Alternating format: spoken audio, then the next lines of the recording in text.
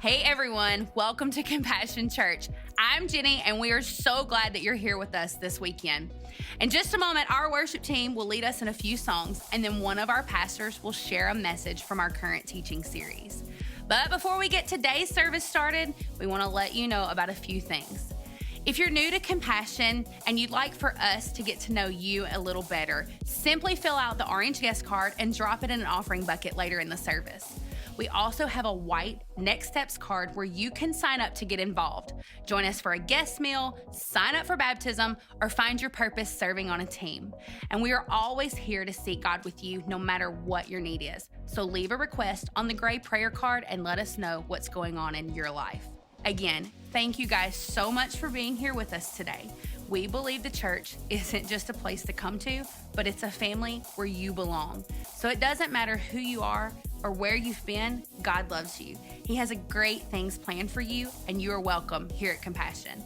Let us know if we can help in any way while you're here with us today. And be sure to connect with us at compassionchurch.cc and on social media so we can answer any questions that you may have and so you can stay up to date with everything happening here. We hope you guys have a great weekend. Good morning. Welcome to Compassion Church. For those of y'all here in the sanctuary, good morning. For those of you who are online, good morning. If you would stand and worship with us, even if you're at home, stand and worship with us this morning in your living room or wherever you're watching from, and just let these words pour over you.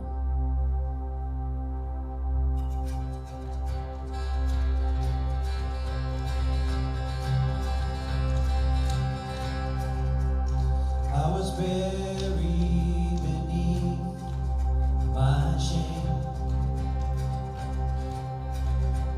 Who could carry that kind of weight? It was my tomb till I met you. I was breathing but not alive. All my failures I tried to hide. It was my dream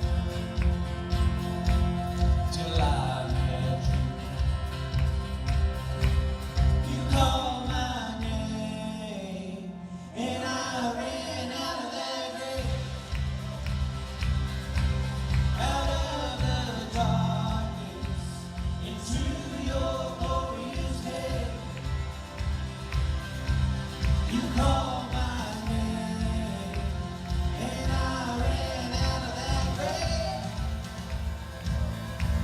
out of the darkness into your glorious day.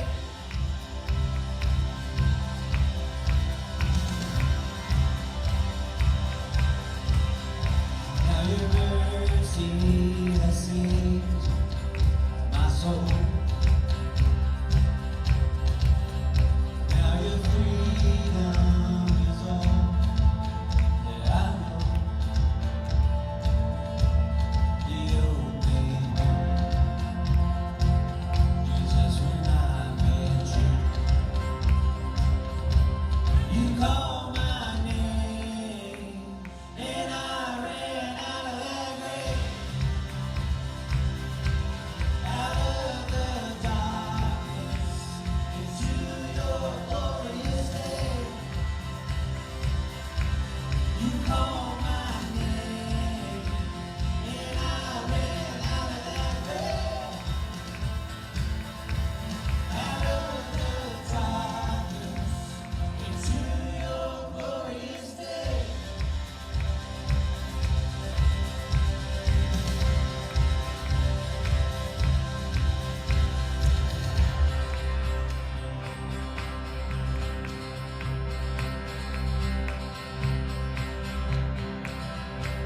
I needed rescue, my sin was heavy. Chains break at the weight of your glory. I needed shelter, I was an orphan. Now you call me a citizen of heaven. When I was broken, you were my healing. Your love is the air that I'm breathing.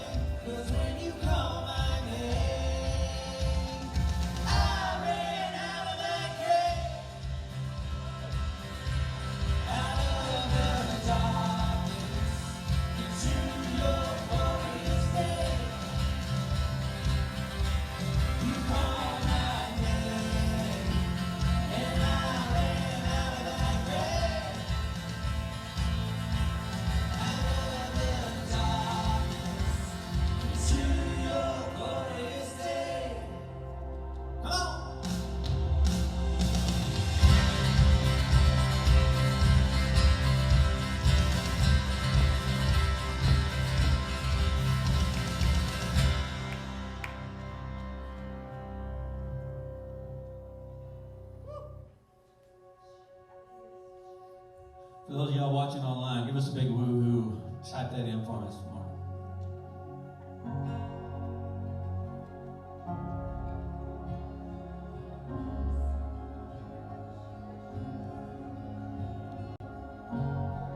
Peace like a river wash over me.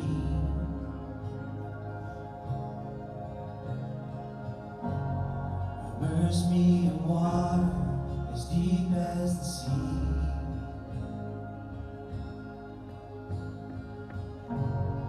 Hide me in love, your healing embrace. Peace like a river wash over me.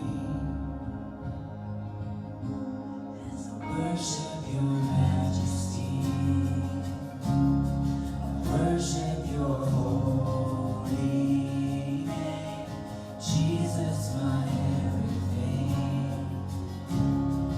all that I am is yours.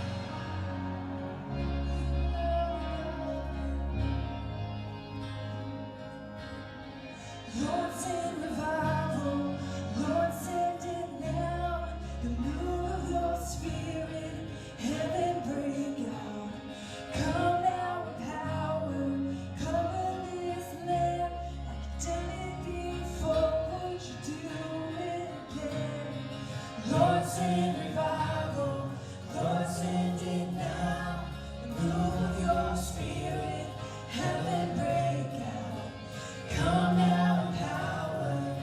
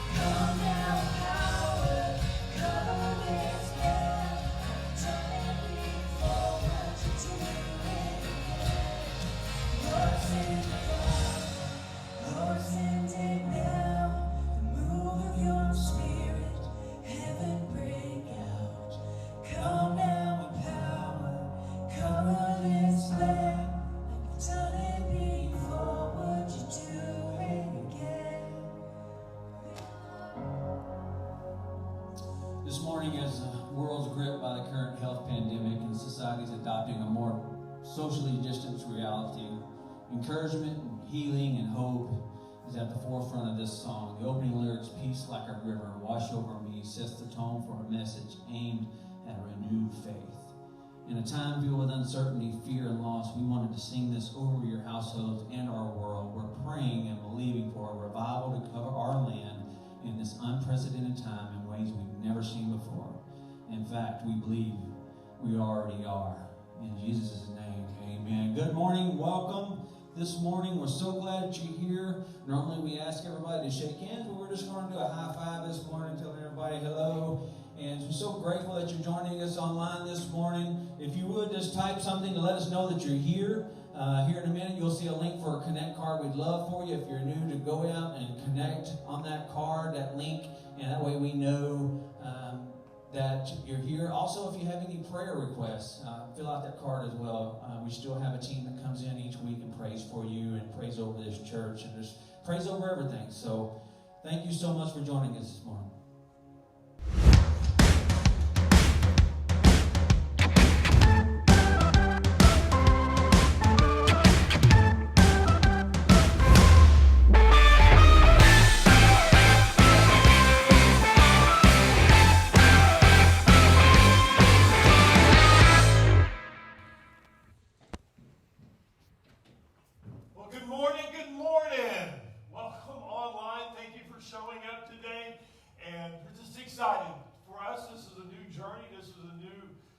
Experience for us. So for the next 5 weeks, counting this week, it's going to be in May. We're going to be releasing a few restrictions, doing things a little bit different every week. You know, like this week we didn't have coffee and donuts, and so every week going to be different as we adjust to this. And by the end of May, maybe June the 7th, I think, is June the 5th, somewhere around there, we'll be opening back up, hopefully fully.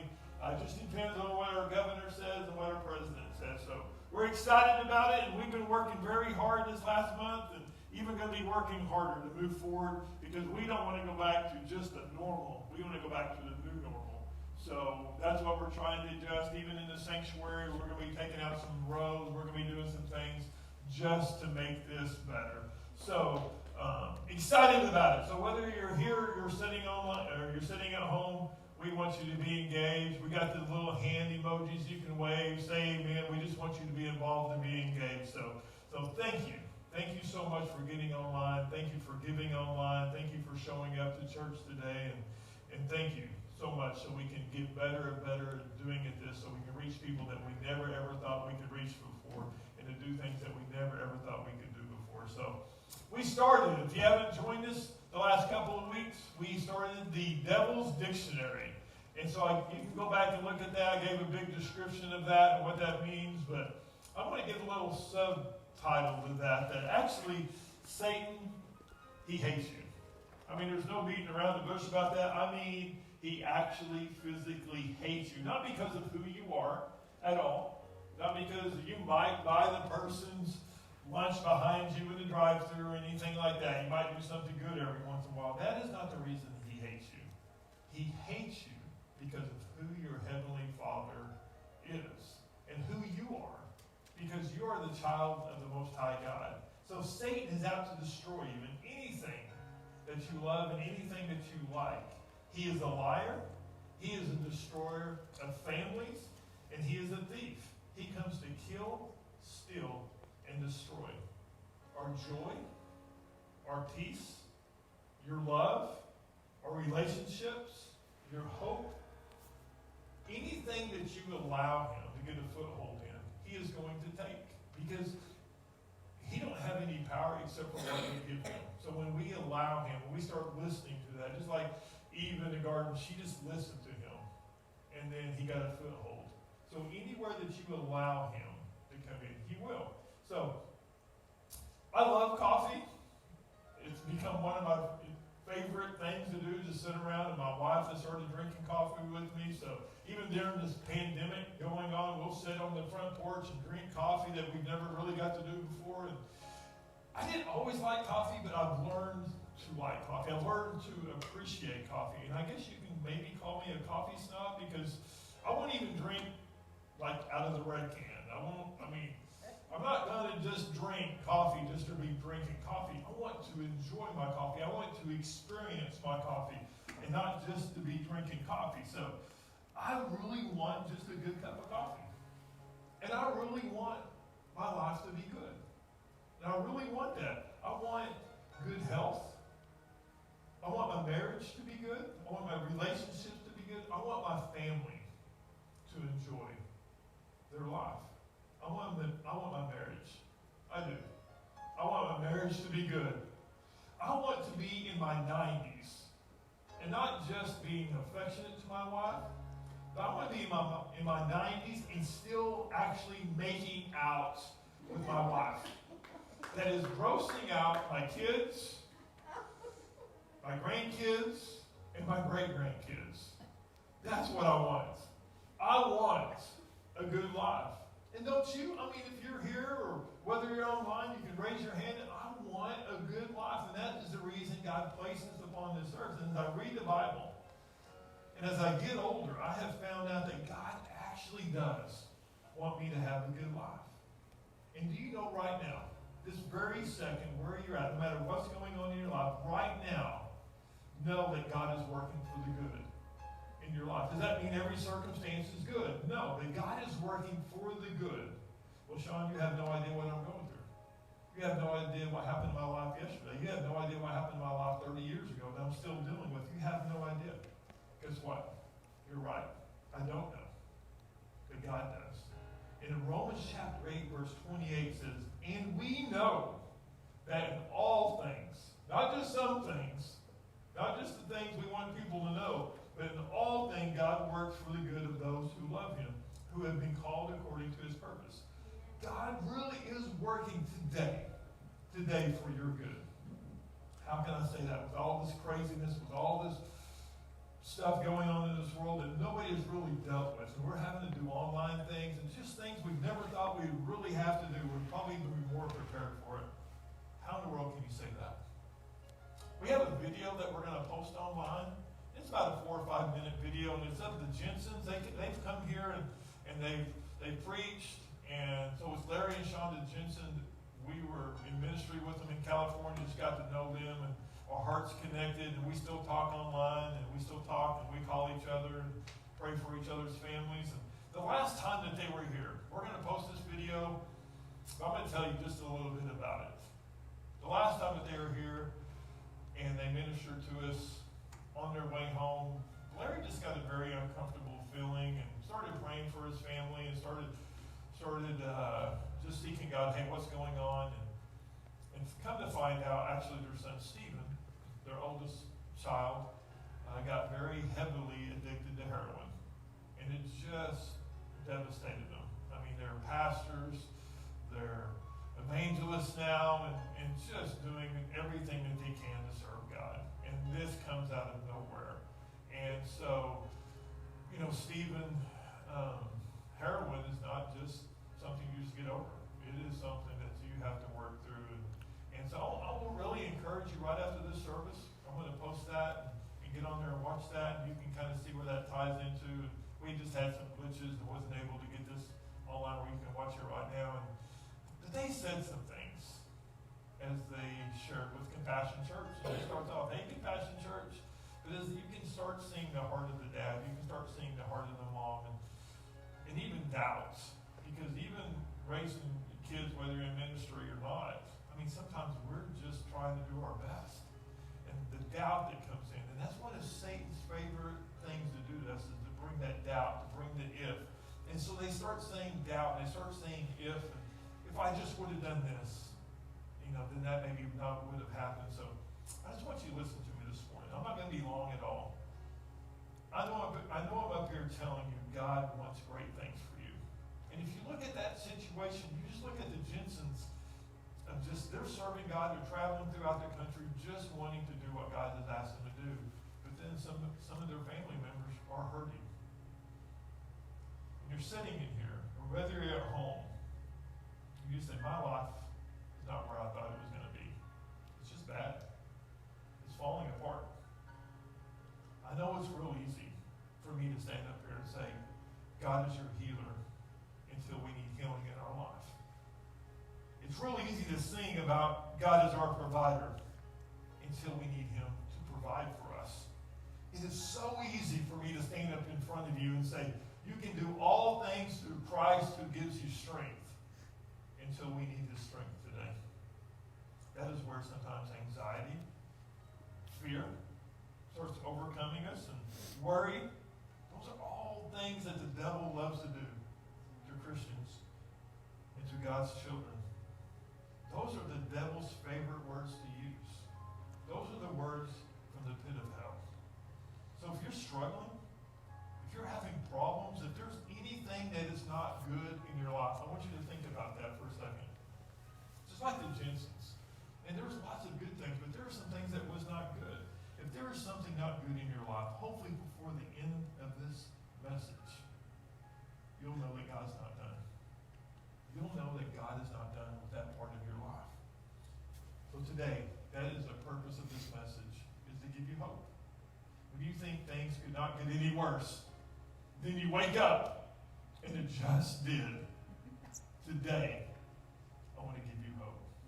So I want to tell you a quick story about some guys that I've read about, some guys that I've heard a lot of stories about, and two great friends. Think about your friends growing up, and just maybe somebody that you were just really, really close to. And that's who these guys are. They just love each other. They can trust each other. They can talk and they can just share no matter what's going on in their life. They hung out. They drank coffee. They were just really, really, really good friends.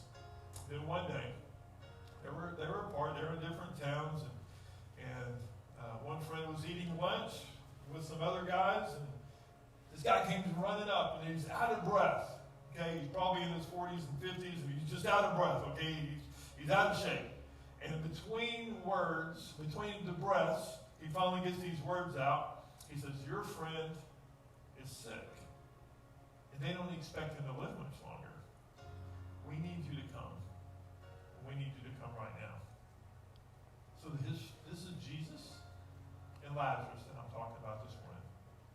So the messenger runs in and says, Lazarus is not going to make it. He's going to die. You need to come.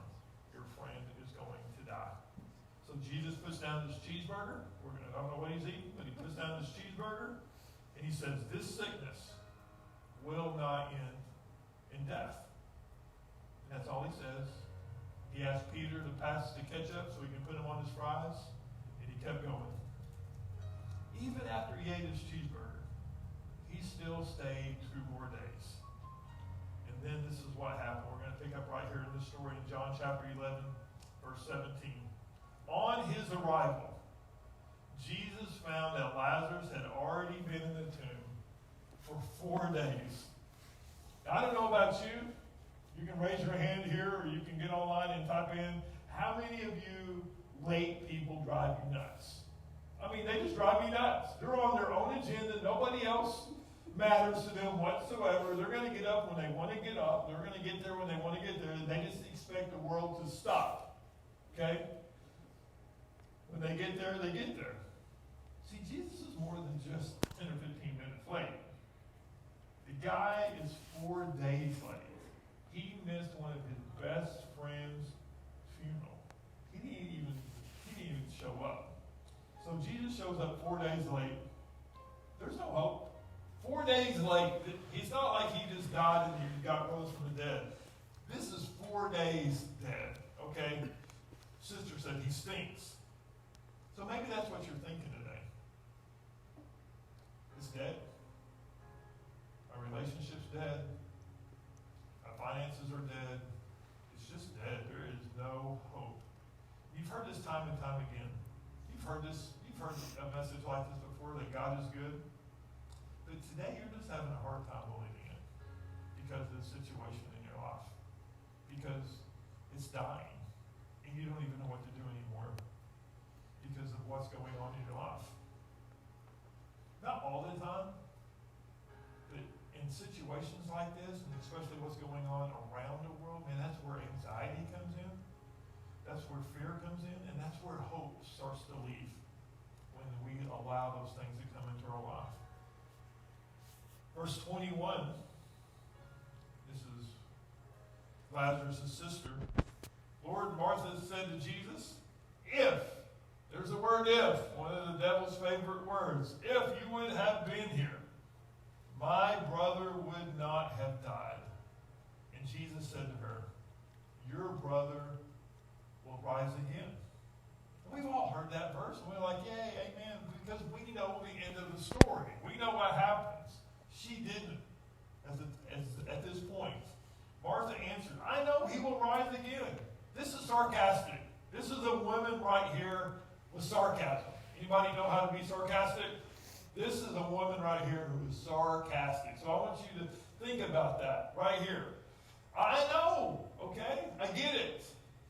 He will rise again on the resurrection at the last day. Okay, I've heard you say it. Jesus, I believe it. See, we think, and I've always visualized the way Lazarus was wrapped up. You know, we've heard about the burial cloths, you know, maybe just in a sheet, and he's put in there, and he's in the tomb, and the stone has been put in front of him, and the door's shut. But I challenge you to go back and read this story, because John is very, very careful to mention that Lazarus is from Bethany. He wants you to know that he is from the town of Bethany, which is this mixed culture. Okay, it's not just a Jewish culture. It is a culture of half Jewish, half Egyptian. And it's been going on for 200 years, so it is embedded into this culture of Jewish and Egyptian for 200 years before Jesus came. So what's going on here is, at the time of the burial, is a very, very heavily Egyptian-influenced culture, which is not a Jewish culture, okay? So I don't want you to miss this morning. I want you to see the importance, the reason that John said he's from Bethany. Because I just pictured he just got kind of slid in there. He's wrapped in cloth. You know, everything's good. He gets rose from the dead 4 days later. It's easy, okay? It's Jesus. It's easy. So I don't want you to miss this. So when that town, when somebody died that day, in the town of Bethany, when somebody died that day, they would drain all the blood. Okay, that's pretty tough to raise somebody from the dead when all the blood's gone out of their body, right? Then, if that wasn't hard enough, they would remove the hearts. Then they would remove the tongue. Then they would remove the eyeballs. And then they would take the brain out. And they'd put them all in little jars. And since we're from Oklahoma, I want you to think about Grandma's canning jars. Okay, so you got the eyeballs, you got the tongue, you got the brain, you got all that separated. All the blood is gone. Now, that's a different kind of miracle. That's a different thing than what I thought growing up, and who Jesus was and who Lazarus was. So Martha is saying, I get it. Remember sarcasm. I get it. I know he will rise again, Jesus. But not today. Okay? His brain is right over there in that jar. I get it. He will rise again. He's dead, though. But not today. Verse number 40, then Jesus said, did I not tell you that if you believed, you would see the glory of God? So in today's terms, basically what Jesus did was grab Peter's phone and said, look right here. Do you not remember that? Do you not remember that I tweeted this? Do you not remember that I texted this? It is all over my Facebook. Okay, I've said this over and over. It's on my Instagram page. Did I not tell you this? That this would not end in death. See, if something is not good in your life, then God's not done. Verse 41. So they took away the stone. This right here. You can look on the screen behind me if you're online. This right here is not online. Look it up. John chapter 11, verse 41. That's another little glitch. That's my glitch. So they took away the stone. Who are they? I want you to think about that. Then Jesus looked up and said, Father, I thank you that you have heard from me. That right there is a game changer. I think that right there is one of the most important verses in the New Testament. Because who in the world are they? Who are they? They took away the stone. Who are they? I'm going to tell you who they are. They are the people who started to believe. They knew what was going on behind that stone. They knew that he had the tongue out and the eyeballs out, but they had heard something before.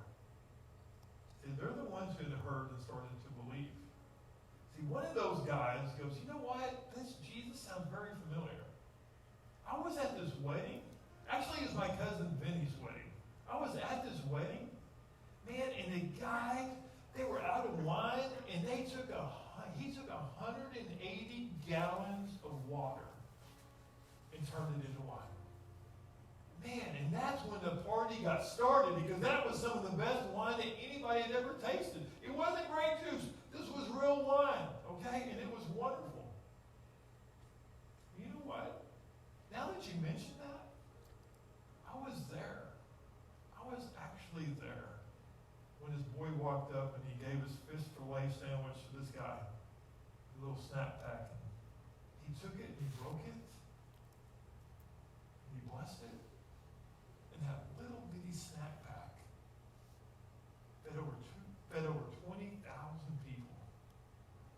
Hey, you know what? Now that you mention that, this is the same guy who walked on water. You know what? There was this blind man. There was this crippled man. I'm not for sure what this guy is getting ready to do. We've heard all these stories. Let's go do what he says. Let's go do what he says, because I want to see this. I want to see what's getting ready to happen. I want to be a part of this. I want to look so far in the future when a pastor from Stratford, Oklahoma is talking about this story. And he said, they rolled the stone away. I want to be the they. I want to be a part of that. Because I learned something about this guy, Jesus. I've learned something about him. All those stories, he wants good things for me. See, I want to look back on my life, and I can stand up here and tell you all the bad things that's happened to me in my life. I can tell you the people that was really close to in my family who had passed away, that I didn't feel like they should have passed away. Some people who died in car wrecks. My best friends who died of cancer, and parents being divorced. Wanting so bad sometimes, wanting to quit the ministry because we've been hurt so bad by people that we love so much. And was any of that good? No. I can promise you, none of it was good. But as a 50-year-old man standing in front of you today, I can look back and knowing that none of those situations were good at all. But God worked good in my situations. Every time God was faithful. See, the Jensens, they use that word doubt. And they use that word if quite a bit. And if they doubted, see, I knew Stephen. Stephen was almost in the youth group. He was so excited to be in our youth group. And then we left. And I saw him as a little kid. He played with my kids. And if they ever would have doubted, if they ever just sat back and did nothing and didn't fight, then I don't know if Stephen will be alive today. I want you to understand, whether you're in here today, whether you're sitting at home by yourself or you're in this group of people but you just feel alone, this is just for you. To the one that you're just sick of being sick and tired. You're just sick of it. You feel like your marriage is over, you feel like it's dead, and you feel like it died a long time ago. You feel like there's just something dead inside of you. You can't even explain it anymore. Your finances are just on life support, and it's just not good. But I'm telling you, He is a good Father. And you can trust Him, and He loves you. See, God does not want you to be overwhelmed. He wants you to overcome. I'm going to read this verse one more time. And we know that in all things God works for the good of those who love Him, who have been called according to His purpose. See, He is working for the good of those who love Him. And if it ain't good today, and I know it's not always good in my life. I wish I could tell you that's what happens. Okay, that Christians, all they do is, sit around and eat Lucky Charms and poop rainbows. That's not what happens. We have problems and we have issues.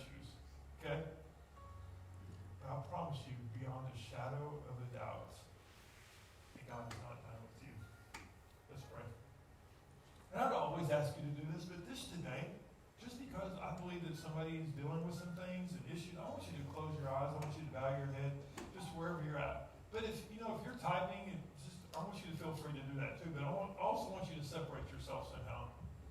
See, I want you to go back and read that story of Lazarus and all the people who really did doubt. The sisters and the friends, and they said, Jesus, I know you can do anything.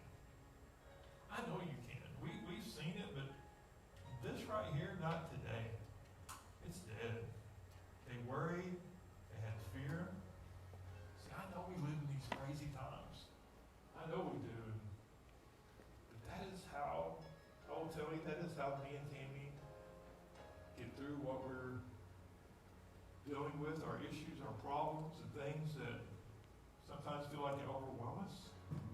We have learned now, if it's not good in our life, that means God's just not done. It is hard to live every day. It is hard. And just like Lazarus' family, sometimes that fear, sometimes that doubt creep in, and know today that God is working good in your situation. No matter what it is, you can have your joy back knowing that God is working good in your situation. You can have your peace back. No matter what your circumstances are. And the Bible says, all we have to do is confess with our mouth and believe in our heart that Jesus Christ is Lord, and we shall be saved. See, and I think Jesus even took that a little further. The thief on the cross. He says, today, when you enter your kingdom, remember me. And Jesus looked at him, and I believe he just kind of smiled because of this man's faith and said, today, you're going to be with me in paradise. Today. So no matter where you're at, you can ask God into your heart and into your life. So you don't have to raise your hand. The thief on the cross couldn't go through a class. He couldn't do any of those things. All he did was believe. So Father, thank you for today. For the ones who are making that decision right where they're at. And maybe the ones who just feel like it is dead. It's buried. They've sealed it up and it is over. Father, if it's not good, you're not done. Father, maybe this is just a season in their life, with their marriage. You're getting ready to do something great in their marriage. You're getting ready to do something great in their life. Father, don't let them leave it behind that stone. Let them, those who are willing, let that be rolled away. They who are willing to get in there and roll that away, man, they got to see a miracle like never before. So if you're struggling in any area of your life, man, be one of those theys who is willing to let God do it. Father, we love you and we thank you in Jesus' holy precious name. Amen. Amen. Again, thank you for joining us online. We're going to take up the offering. Taking up their offering. We don't pass the bucket here anymore. We have some containers there mounted to the walls, some boxes you can just drop your check and offering into. But obviously you can't do that, so you can give online. We're going to put that link on the bottom or in the description of this video. You can just click on that link as soon as we're done, and you can give online. But I just want to continue that story real quick with they. That right there, they. I was thinking about that this morning as I got here early and was drinking my coffee and thinking about the 9 people. Because that's about what's sitting in here right now. The 9 people that was here my first message, and throughout that first couple of years, they actually started to do things. We started to paint. We started to do things that we could do. And then things started to grow. But they right there started to believe. And then we took out the pews. And then we started doing a few other things. And then people really started to grab a hold of it. And we started to give. And then we started to impact our community like never before. And I believe we're on this new sun coming up on ministry that we either choose to go back to where we're at, but it's a new day, or we can reach out to the world like never before. So that's what I want. I want us to be the they who isn't afraid to step forward, and maybe they don't know exactly what's going on, but they wasn't afraid. They wasn't afraid to give. They wasn't afraid to invest. Because, man, how many of us would go back and invest in Amazon if we could? If we would have known, man, hey, we would have invested everything we have because we would have known. But we don't always know what's going to happen. I promise you, if you're aligned with God here, we're doing what He asks us to do. Man, it might not always be good. There might be some problems, but if it ain't good, then God ain't done. Father, thank you.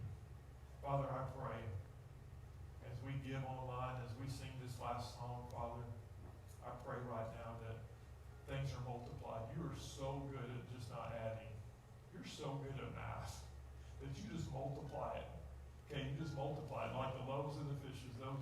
Those little things that was given fed over 20,000 people. Father, thank you. And that's all we're asking today. As we give, Father, we just ask you to multiply it. Not for us. We don't store money here at Compassion. We just give it out. We give it out to the people who are around us, just like you said to do. Whether they live in this community, that's what I love about this time, or whether they live across country, or they live in another part of the world, Father, we can reach out to them and touch and bless them. Father, we love you and we thank you in Jesus' holy, precious name. Amen. Amen. If you would stand and worship with us for this last song, it's called Nobody, and we'll be dismissed.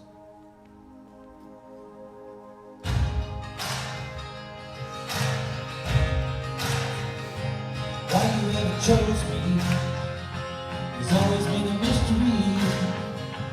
All my life I've been told I belong at the end of the line. But all you ever not twice, or all you ever get it right.